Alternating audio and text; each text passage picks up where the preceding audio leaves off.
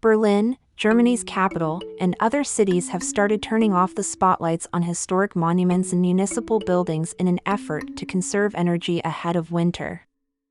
In view of the war against Ukraine and Russia's energy policy threats, it is important that we use our energy as carefully as possible, Berlin's environment senator, Bettina Jarasch said. Munich is also starting to turn off its spotlights, while Hanover has gone a big step further, turning off the hot water in all public buildings to conserve energy.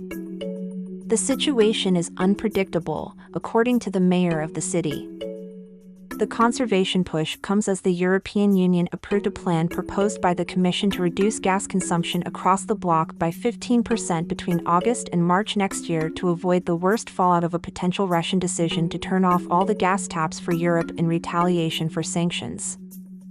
The agreement comes after days of intense discussions, after the European Commission proposed last week a 15% voluntary consumption cut to be made mandatory in case of a gas supply emergency.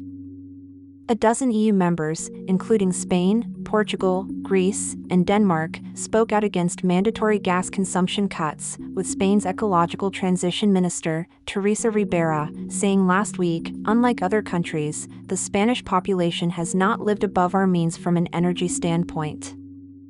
Germany, meanwhile, has appealed for solidarity and has already closed solidarity agreements with a few of its neighbors in a bid to secure some gas supply for the winter in case of cuts. Meanwhile, Gazprom has cut the flow along Nord Stream 1 to Germany to 20% of capacity, citing fresh turbine maintenance problems as it awaits the return of a turbine that was sent for maintenance in Canada earlier this year.